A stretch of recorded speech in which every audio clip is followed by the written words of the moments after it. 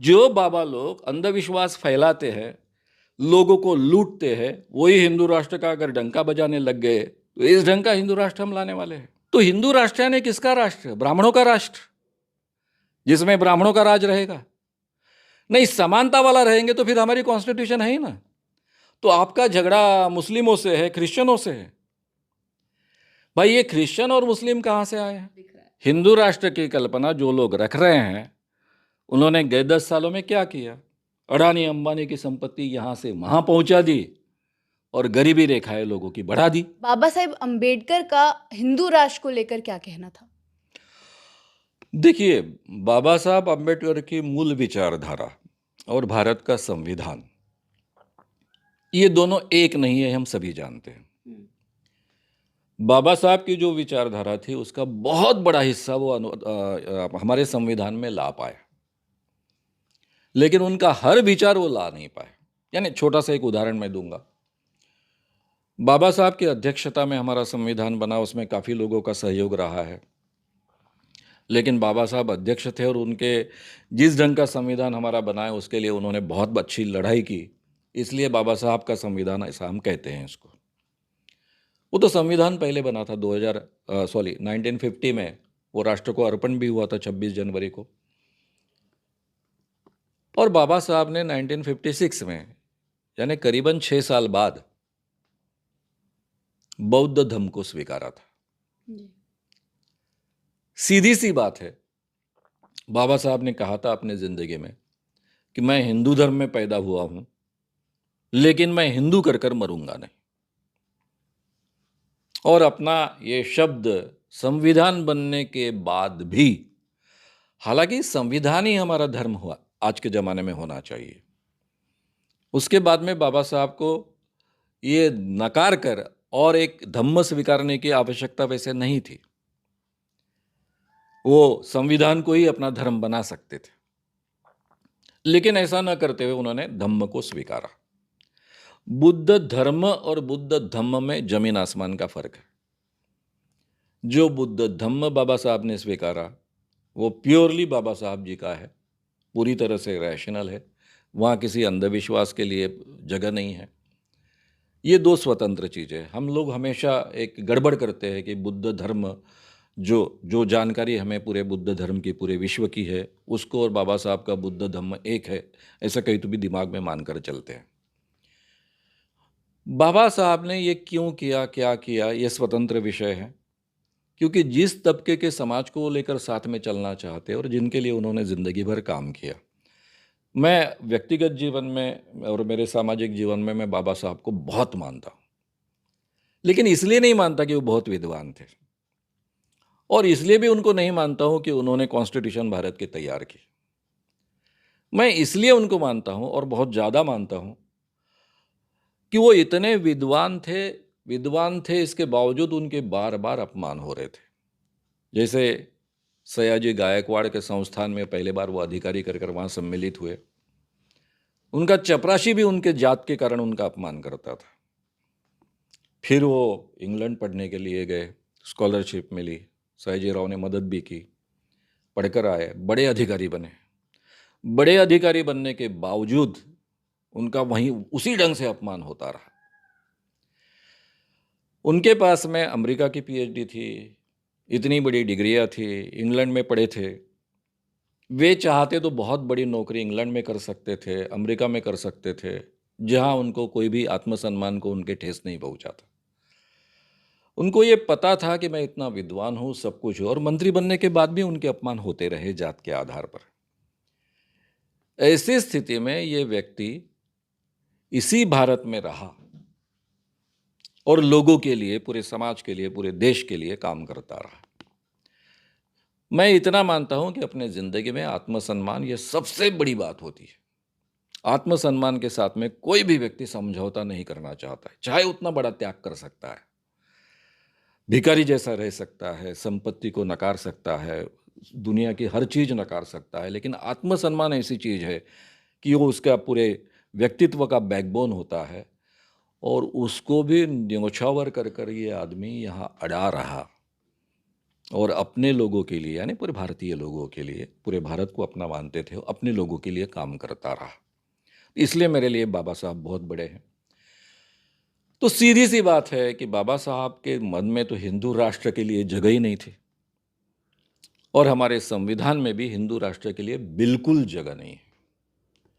हमारी हिंदू परंपराओं में जितनी अच्छी बातें हैं, सभी अच्छी बातें हमारे संविधान में आ चुकी है। नकारने वाली बातें अभी बात में रही है। अगर भारत में अपना संविधान हम अमल में लाते हैं पूरी ताकत से, और हमारे सामाजिक, आर्थिक, व्यक्तिगत जीवन से लेकर राजकीय जीवन तक हर क्षेत्र में उसको अमल में ला पाते हैं, तो ये हमारे हिंदू कल्चर की सबसे बढ़िया इसका प्रगटीकरण हम कह सकते हैं। हिंदू कल्चर इतनी व्यापक है। हिंदू कल्चर में सबसे बड़ी महत्व की बात थी कि उसने सबको समाहित किया, अलग अलग विचारधाराओं को समाहित किया। वो आपस में अलग अलग विचारधारा वाले लोग झगड़ते नहीं बैठे, एक दूसरे को मारकाट नहीं करते बैठे। ठीक है भाई, तुम्हारे विचार अलग है, तुम्हारी उपासना पद्धति अलग है, तुम्हारा बर्ताव करने का तरीका अलग है, परंपराएं अलग है। तुम अपने परंपराओं से जियो, हम अपनी परंपरा से जिएंगे, दोनों साथ में जिएंगे। ये सही माने में हिंदू कल्चर है, ये भारत की विशेषता है। और इसीलिए भारत इतने सब चीज़ों के बावजूद, इतनी अड़चनों के बावजूद, इतनी आपत्तियों के बावजूद एक देश कर कर जिंदा रह सका है, एक समाज कर कर, कल्चर कर कर जिंदा रह सका है। उसमें खामियां थी, ये चातुर्वर्ण्य सबसे बड़ी खामियां थी। ये भारत गुलाम क्यों रहा इतने सालों तक? 1300 से 800 साल तक भारत गुलाम रहा, ऐसा हम कहते हैं। उसके पीछे का मूल कारण था कि हमारे समाज में, भारत के हिंदू कल्चर में, ये चातुर्वर्ण्य पैठ चुका, उसके आधार पर जाति व्यवस्था निर्माण हुई, और इसी कारण इतने सालों तक हम गुलाम रहे। गुलामी का ये मूल कारण है। बाबा साहब ने भी ये बात कही है, हर सामाजिक क्षेत्र में काम करने वाले विचारवंत ने ये बात रखी है। तो सबसे पहले तो हमको ये चातुर्वर्ण्य की कल्पना हमारे दिमाग में से निकाल देनी चाहिए। ब्राह्मण ब्रह्मा के मुख से निर्माण हुए, कंधों में से, बाहू में से क्षत्रिय निर्माण हुए, जांघों में से वैश्य निर्माण हुए, और पैरों से शूद्र निर्माण हुए। ये आज के ज़माने में तो कोई मानेगा नहीं, मानना भी नहीं चाहिए। सब व्यक्ति समान है। हमारे कॉन्स्टिट्यूशन ने सभी को समान अधिकार दिया है, किसी भी जाति में वो पैदा हो, किसी भी धर्म के साथ में वो पैदा हो, स्त्री हो, पुरुष हो, अमीर हो, गरीब हो, सबको समान अधिकार दिए गए हैं। ये पहले कभी थे नहीं। पहली बार इस देश में गांधी जी का आंदोलन चला, नेहरू जी जैसे व्यक्ति उसमें रहे, सरदार पटेल जैसे व्यक्ति रहे, बाबा साहब जैसे व्यक्ति उसमें सम्मिलित हुए, और इस ढंग की कॉन्स्टिट्यूशन बनी कि जिसके आधार पर हमको 4 मूल्य पहली बार मिले, वैल्यूज़ मिले: इक्वेलिटी, लिबर्टी, फ्रैटर्निटी और जस्टिस। ये चारों मूल्य एक साथ दुनिया में कहीं नहीं थे पहले। पहली बार 19वीं 20वीं शताब्दी में ये उजागर हुए। इसी के आधार पर लोकतंत्र बना। इस ढंग का लोकतंत्र पहले कभी नहीं था। हम कई बार कहते हैं कि हमारे भारत में, वैशाली में, यानी उड़ीसा के एरिया में इस ढंग का एक लोकतंत्र था। बिल्कुल इस ढंग का कोई लोकतंत्र पहले नहीं था। सबको समान अधिकार देने वाला लोकतंत्र कभी था नहीं, ना यहाँ था, ना ग्रीकों में था, ना रोमन्स में था, ना कहीं था। ये पहली बार इस ढंग का लोकतंत्र बना है, और ये 4 मूल्यों के आधार पर बना है, और ये 4 मूल्यों के आधार पर हमारी कॉन्स्टिट्यूशन बनी है। तो ये 2000 सालों बाद, 5000 सालों बाद हमको पहली बार मिली है कि सबको समान अधिकार है, आर्थिक से लेकर सब चीज़ों तक इतनी स्वतंत्रता है, जस्टिस भी सबको मिले, ये व्यवस्था है। ठीक है, अच्छा है, बुरा है, उसमें कुछ कमतरता है, कुछ कमियां है, उसको दूर की जा सकती है। और फ्रैटर्निटी, सब ने एक दूसरे के साथ में भाईचारे के साथ रहना है। यही हमारा आज के ज़माने में धर्म होना चाहिए। ये हिंदू राष्ट्र की जो हम कल्पना कर रहे हैं ना, तो ये बहुत अड़चन की बात है। हिंदू राष्ट्र यानी क्या? ब्राह्मणों का राज। बाबा साहब ने स्वतंत्रता आंदोलन में क्यों हिस्सा नहीं लिया? फुले, महात्मा फुले स्वतंत्र आंदोलन से हमेशा फटक कर रहे। आगरकर, लोकमान्य तिलक के साथी, वे जाहिर तरीके से कहते थे कि आज के ज़माने में अगर हमें स्वतंत्रता मिली तो इस देश में किसका राज आएगा। इन सबका कहना था कि यहाँ ब्राह्मणों का राज आएगा, फिर से वही चातुर्वर्ण का राज आ जाएगा। इसलिए जब तक सामाजिक बदलाव नहीं होते हैं, सब समानता के स्तर पर नहीं आते हैं, तब तक हमें स्वतंत्रता अगर मिलेगी तो उसका कोई फायदा नहीं होगा। लेकिन गांधी जी के आंदोलन के साथ में वो केवल आंदोलन स्वतंत्रता आंदोलन नहीं था, वो लोकतंत्र की नींव रखने वाला आंदोलन था। और उस कारण इस देश में लोकतंत्र की नींव रखी गई और उसके आधार पर फिर अंबेडकर साहब जैसे व्यक्तियों का सहयोग मिला और उसमें से हमारी इतनी सुंदर कॉन्स्टिट्यूशन मिली और उनको पूरा पंडित जवाहरलाल नेहरू जी का बैकिंग मिला और उसके आधार पर एक स्वतंत्र पहली बार 5000 साल बाद 2000 साल बाद हमें ये 4 मूल्य देने वाली, इंसान को सही माने में इंसान कर पहचान देने वाली हमारी कॉन्स्टिट्यूशन हमको मिली है। और आज के ज़माने में हमारी कॉन्स्टिट्यूशन ही हमारा धर्म होना चाहिए। जी। आखिरी सवाल से सर ख़त्म करेंगे क्योंकि जो सारे डाउट्स थे लगता है दोनों सवाल में ख़त्म हो गए हैं। बेशक बाबा साहेब समानता की बात करते थे, समता की बात करते थे और जो लोग आज की डेट में हिंदू राष्ट्र की बात करते हैं, हिंदू राष्ट्र की मांग करते हैं, वो भी इसी चीज़ का हवाला देते हैं। वो भी यही बोलते हैं कि भारत में समानता आ जाएगी अगर हिंदू राष्ट्र बनता है तो। तो समानता किस प्रकार से आई? ये जो बाकी जो धर्म हैं, उनका फिर क्या होगा अगर ये हिंदू राष्ट्र वाली चीज़ उठती रही तो?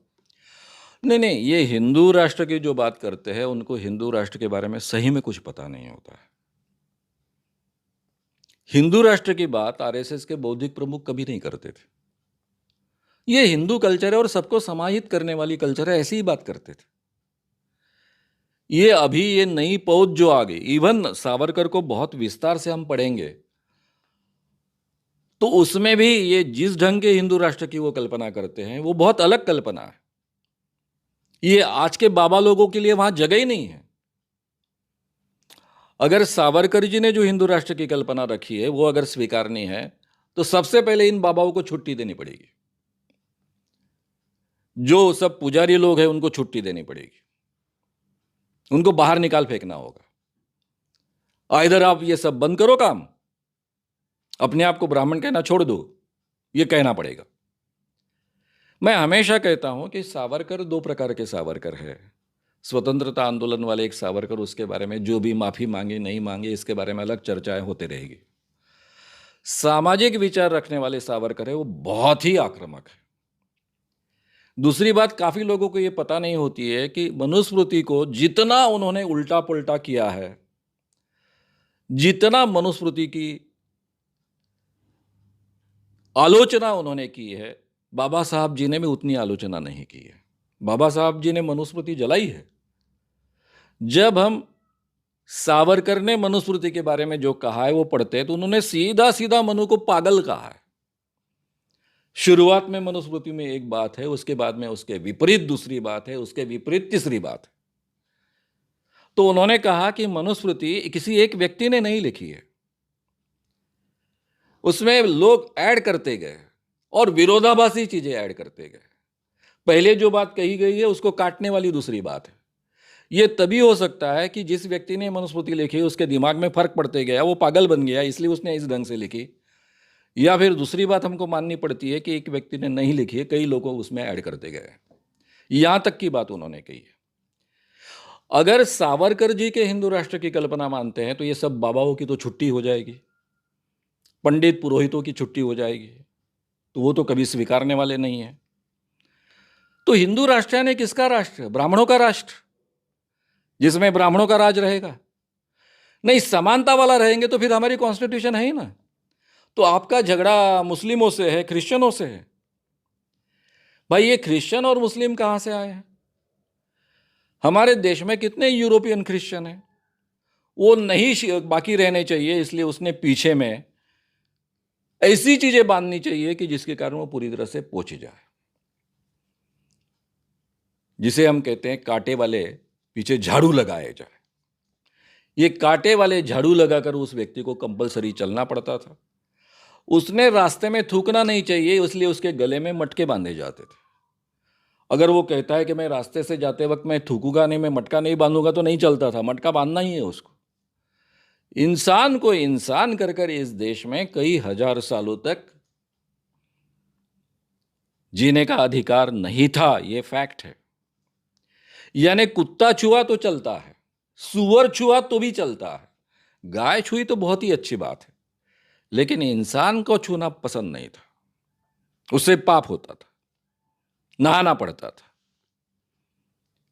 ये हमारे समाज की व्यवस्था रही है और ये अच्छी बात नहीं है, लेकिन ये इसी धर्म के नाम से जानी जाती है, जिसको कुछ लोग हिंदू धर्म कहते हैं। और हिंदू धर्म ये शब्द है ही नहीं, मैंने पहले ही कहा था।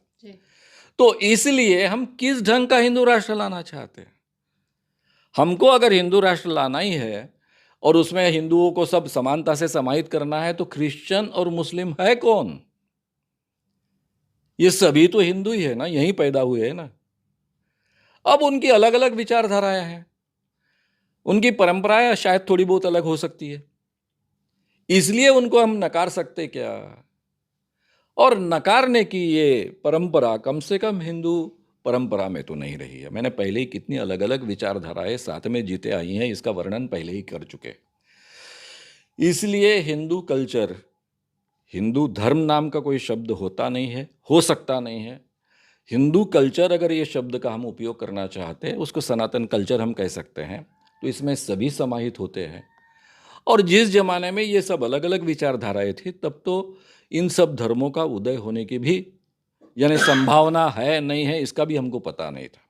क्रिश्चियन धर्म 2000 साल पहले पैदा हुआ है, मुस्लिम धर्म 1400 साल पहले पैदा हो चुका है, उसके पहले की ये सब बातें हैं, तो उसमें तो सभी समाहित होते हैं ना। तो इस ढंग से हमको आज के ज़माने में सोचना पड़ेगा और हिंदू राष्ट्र की कल्पना करने वाले लोगों को ये जवाब देना पड़ेगा कि इस देश के मुस्लिमों को आप क्या करोगे? 20 करोड़ की आबादी को आप मार डालोगे, क्या करोगे? उनको एक दुय्यम नागरिक का जीवन जीने के लिए वश यानी मजबूर करोगे, जैसे इस देश में 70% शूद्रों को जीने के लिए मजबूर किया गया था, उस ढंग से इन सब चीज़ों का जवाब देना पड़ेगा। और मुझे लगता है कि जिसको इस देश के बारे में कल्पना है, इस देश के इतिहास के बारे में कल्पना है, पुरानी कल्चर के बारे में कल्पना है, और जो व्यक्ति इंसान को इंसान समझता है, उसको आखिरी में हमारी कॉन्स्टिट्यूशन को ही स्वीकारना पड़ेगा, दूसरा कोई भी जरिया उसके पास बचता नहीं है।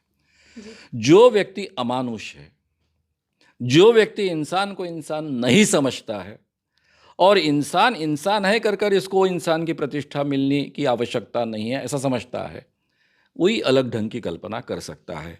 और मुझे लगता है ऐसे लोगों को इस देश में जगह नहीं होनी चाहिए। सर, एक और सवाल इससे उठ सकता है कि जो लोग हिंदू राष्ट्र की मांग कर रहे हैं, अभी नई-नई चीज़ें शुरू हुई हैं इस चीज़ को लेकर, लेकिन जो हमारा संविधान है वो इतने साल से हमने अपना लिया है, इतने साल से वो लागू है। तो क्या इतने साल पहले जो चीज़ें हैं वो हम अच्छे से अमल कर पाए हैं, जो हम नई चीज़ों को लाने की बात कर रहे हैं, नया एक समाज बनाने की बात कर रहे हैं?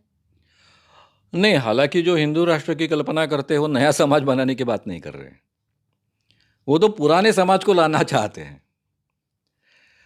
हालांकि हमने जो संविधान को स्वीकार किया, ये हमारी वास्तविकता आज की नहीं है, वो हमारा आदर्श है, हमको वहां तक पहुंचना है। इस बारे में डॉक्टर बाबा साहब आम्बेडकर बहुत स्पष्ट थे, महात्मा गांधी भी बहुत स्पष्ट थे। मुझे लगता है हम सब लोगों को मालूम होना चाहिए कि जब राष्ट्रीय सरकार बनी, तब महात्मा गांधी जी ने आग्रह किया था नेहरू जी को कि आपको बाबा साहब को इसमें लेना चाहिए और उसको कानून मंत्री बनाना चाहिए। हालांकि बाबा साहब की जो डिग्रियां थी, डॉक्टरेट्स थी, वो तो अर्थशास्त्र इस विषय में होती है, यानी उनको उनकी विद्वत्ता देखकर अगर उनको मंत्री पद देना था तो अर्थमंत्री उनको बनाना चाहिए था। लेकिन गांधी जी का आग्रह था कि कायदा मंत्री उनको बनाना है, लॉ मिनिस्टर बनाना है, क्योंकि उनके ही अध्यक्षता के अंदर कॉन्स्टिट्यूशन बनने वाली है, क्योंकि यही व्यक्ति इस चीज़ को न्याय दे पाएगा, ये विश्वास उनको था। नेहरू जी ने भी ये बात मानी, अंबेडकर जी कानून मंत्री बने और फिर एक सुंदर अवसर भारत को मिला कि ये कॉन्स्टिट्यूशन इस ढंग से बन पाई। ये पूरा इतिहास है। लेकिन ये तीनों लोगों के मन में ये बात स्पष्ट थी कि ये हमारा आदर्श है, हमको वहां तक पहुंचना है। कॉन्स्टिट्यूशन से माध्यम से हमने पॉलिटिकल इक्वेलिटी तो दे दी कि हर व्यक्ति को समान अधिकार। उसने उतनी उम्र पूरी की, पहले 21 साल थी, चाहे वो स्त्री हो, चाहे पुरुष हो, चाहे वो क्रिश्चियन हो, मुस्लिम हो, हिंदू हो, कोई भी हो, उसको वोट देने का अधिकार मिलेगा, खड़ा रहने का अधिकार मिलेगा, ये सब सब सब इक्वेलिटी दे दी। लेकिन ये केवल पॉलिटिकल इक्वेलिटी है। हमारी कॉन्स्टिट्यूशन वहां तक केवल मर्यादित नहीं है, इसमें हमें आर्थिक इक्वेलिटी चाहिए। सबसे बड़ा बात था सामाजिक इक्वेलिटी, क्योंकि हमारे देश में बहुत सामाजिक डिस्पैरिटी थी, ये चातुर्वर्ण्य और जाति व्यवस्था के कारण। तो वहां तक हमको पहुंचना है। उसी में से आगे चलकर एट्रोसिटी के एक्ट उसमें आ गई है, सब लोगों को समान अधिकार मिलना चाहिए सामाजिक स्तर पर। वहां तक ये बात सीमित नहीं थी, आर्थिक समानता आनी चाहिए। आर्थिक समानता की बात, सामाजिक समानता की बात और स्वतंत्रता की बात, विचार स्वतंत्रता से लेकर हर स्वतंत्रता की बात, ये हमारे आज तक के, यानी ये कॉन्स्टिट्यूशन हमने स्वीकारने के पहले के 2000 साल से बहुत विपरीत मूल्य, मैं डेलिबरेटली शब्द का उपयोग कर रहा हूं, विपरीत मूल्य, क्योंकि 2000 सालों से हम में कभी समानता नहीं थी, ना सोशल इक्वेलिटी थी, ना इकोनॉमिक इक्वेलिटी थी, ना पॉलिटिकल इक्वेलिटी थी, ना ही हमारे समाज में कोई लिबर्टी नाम की चीज थी, स्वतंत्रता नाम की कोई चीज नहीं थी। विचारों से लेकर हर 2000 साल पहले जिस ढंग की मैंने सनातन परंपरा आपको कहा, उस सनातन परंपरा में अलग अलग विचार रखने की स्वतंत्रता थी, लेकिन 2000 साल बाद में बची नहीं हो, यानी पीछे के 2000 साल में वो बची नहीं। रहा सवाल अभी फिर जस्टिस का। जस्टिस भी सबको समान था नहीं हमारे देश में। अगर मनुस्मृति आप पढ़ते हैं तो जस्टिस कितना असमान था, इसके आपको उदाहरण के उदाहरण मिल जाएंगे। तो इसलिए ये नए मूल्य है, ये इंसान जो हम बनाना चाहते हैं, भारत का हर व्यक्ति को इंसान कर जीने का अधिकार मिलना चाहिए, ये हमारी नई प्रतिज्ञा थी। उस दिशा में हमको प्रवास करना था। नेहरू जी का 47 से लेकर आगे चलकर मरने तक के उनके व्याख्यान अगर आप सुनेंगे 15 अगस्त के, तो वो हर वक्त कहते कि सही माने में हम आजाद हुए। हमारे आजाद होने का सही, यानी देश हमारा आजाद हुआ, इसका मतलब है यहाँ का हर व्यक्ति आजाद होना, और हर व्यक्ति का आजाद होना इसका मतलब है ये चारों मूल्य उसमें उसे मिले, स्वतंत्रता मिले, समानता मिले, बंधुता रहे, आपस में भाईचारा रहे, किसी को एक धर्म के नाम पर, किसी जात के नाम पर या किसी भी कारण उसके भेदभाव ना हो, और हर एक को जस्टिस मिले।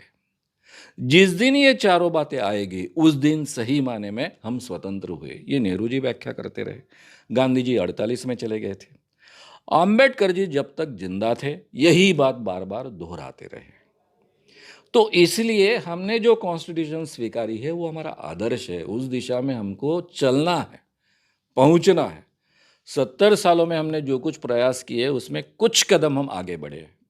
ये बात सही है कि हम पीछे नहीं गए, आगे बढ़े, लेकिन अभी कुछ सालों में जिस ढंग से ये देश चल रहा है उसमें हम आगे बढ़े, ऐसा कह सकते हैं क्या कि फिर हम पीछे जा रहे हैं? हिंदू राष्ट्र में सही माने में जो कल्पना है उनको पूछना चाहिए, भाई आपके राष्ट्र में गरीबों की क्या स्थिति रहेगी? क्योंकि 2000 सालों में तो गरीबों की बहुत बुरे हाल रहे हैं इस देश में। सर बिल्कुल, क्योंकि आपने आर्थिक समानता और सामाजिक समानता पर इतना गौर दिया है, ध्यान दिया, तो यही भी सवाल उठता है कि क्या अमीरी और गरीबी की जो रेखा है उसमें हिंदू राष्ट्र का क्या योगदान होगा? कुछ हिंदू नहीं राष्ट्र किस रहेगा। प्रकार से दिख रहा है? हिंदू राष्ट्र की कल्पना जो लोग रख रहे हैं उन्होंने गए 10 सालों में क्या किया? अडानी अंबानी की संपत्ति यहां से वहां पहुंचा दी और गरीबी रेखाएं लोगों की बढ़ा दी। गरीबी रेखा में 30% लोग थे, अब 60 के ऊपर उनको लाकर रख दिया। ये तो स्पष्ट दिख रहा है ना, उनको कोई गरीबों से लेना देना नहीं है, केवल उनसे वोट प्राप्त करना है। और पहले भी हमारे देश में ऐसा रहा है, हमारे देश में डिस्पैरिटी बड़े पैमाने पर रही है, केवल हमारे देश में नहीं पूरे दुनिया में रही है। आर्थिक समानता और सामाजिक समानता की बात ही गए 200 सालों में करनी शुरू हो गई है। आर्थिक सामाजिक समानता की बात पहले थी ही नहीं। ये नए मूल्य है, ये नई इंसानियत है, इसका इतिहास ही केवल 200 सालों का है। इसलिए ये नए मूल्य और नई चीजें हमको स्वीकारनी है नहीं है, ये सवाल हमने खड़े करने चाहिए। भाई आपके यहाँ गरीबों की स्थिति क्या रहेगी, अमीरों की स्थिति क्या रहेगी, आपके यहाँ सामाजिक समानता की बात क्या रहेगी कि फिर से वो आप चातुर्वर्ण्य ला रहे हो? ब्राह्मण मुख से पैदा हुए और शूद्र पैरों से पैदा हुए, और ये 3 वर्णों की सेवा करने का काम शूद्रों का है। यानी इस देश की 70% जनता फिर से वही लोगों की सेवा करने का काम कंपल्सरी करता रहेगा, एक गुलामी जैसा। ये गुलामी की अवस्था थी ना।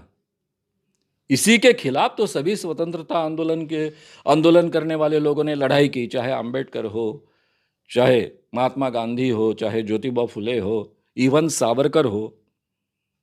उनके कई विचारों के बारे में मतभेद हो सकते हैं, लेकिन जाति व्यवस्था खत्म होनी चाहिए, हर एक को अधिकार समान मिलना चाहिए, इसलिए वे भी प्रयासरत थे। पूरे स्वतंत्रता आंदोलन में काम करने वाले नेहरू हो, पटेल हो, सब लोग ये काम कर रहे थे गांधी जी के साथ में। और अंबेडकर जी स्वतंत्रता आंदोलन में सम्मिलित नहीं हुए, लेकिन इन मूल्यों के लिए हमेशा आग्रही रहे। तो ये सब प्रयास ये लोग करते रहे, उस दिशा में हम जा रहे हैं कि उसके विपरीत दिशा में जा रहे हैं, इसके बारे में हमने सोचना चाहिए। हम आर्थिक समानता से भी बहुत दूर है और सामाजिक समानता से अब भी बहुत दूर है, और वो लड़ाई हमको पहले पूरी करनी है। इसलिए जो हिंदू राष्ट्र की कल्पना हमारे सामने रखते हैं, तो उनको सबसे पहले पूछना चाहिए, ऊंच नीच भेद का आप क्या करने वाले हो? ब्राह्मणों को जो विशेष अधिकार इस देश में मनुस्मृति के माध्यम से दिए गए थे, उसके बारे में आप क्या करने वाले हो? ये सवाल खड़े करने चाहिए। पहली बार हमको हमारे कॉन्स्टिट्यूशन ने इक्वेलिटी दी है, जो पहले इस देश में कभी 2000 सालों से नहीं थी। तो उसका क्या करने वाले हो? उसके बारे में आपकी क्या डेफिनेशन है? अंधविश्वास के बारे में आप क्या करने वाले हो? हमारे कॉन्स्टिट्यूशन में साइंटिफिक टेम्पर को हमने स्वीकारा है 51A(H) में। हर व्यक्ति को साइंटिफिक टेम्पर निर्माण करना, यानी वैज्ञानिक दृष्टिकोण निर्माण करना, साथ में स्पिरिट ऑफ इंक्वायरी, चिकित्सक प्रवृत्ति का निर्माण करना, और फिर ये जो मूल्य हमको कहे गए, हमारी ड्यूटीज़ कही गई है, उसके साथ में रिफॉर्म है और उसके साथ में ह्यूमैनिटी है। एक मानवता निर्माण करना है, हमें अपने आप को सुधार लाना है, एक वैज्ञानिक दृष्टिकोण निर्माण करना है, चिकित्सक प्रवृत्ति निर्माण करना है। इसके लिए ये हिंदू राष्ट्र में क्या जगह रहेगी? जो बाबा लोग अंधविश्वास फैलाते हैं, लोगों को लूटते हैं, वही हिंदू राष्ट्र का अगर डंका बजाने लग गए, तो इस ढंग का हिंदू राष्ट्र हम लाने वाले हैं। तो ये हिंदू राष्ट्र तो सावरकर जी को भी मान्य नहीं था, विवेकानंद को तो बिल्कुल ही मान्य नहीं था, गांधी जी को मान्य नहीं था, जो अपने आप को सनातनी हिंदू कहते थे, और बाकी जो अपने आप को प्रोग्रेसिव लोग हैं, अंबेडकर जी जैसे, उनके तो था ही नहीं। तो ये कौन सा हिंदू राष्ट्र की कल्पना क्या है, वो पहले डिफाइन करें। और मुझे लगता है कि वो जब ठीक ढंग से इसको डिफाइन करने की कोशिश करेंगे, तो वो केवल आज की कॉन्स्टिट्यूशन को ही धर्म कहने के अलावा उनके पास दूसरा कोई भी चारा आज के ज़माने में बचेगा नहीं।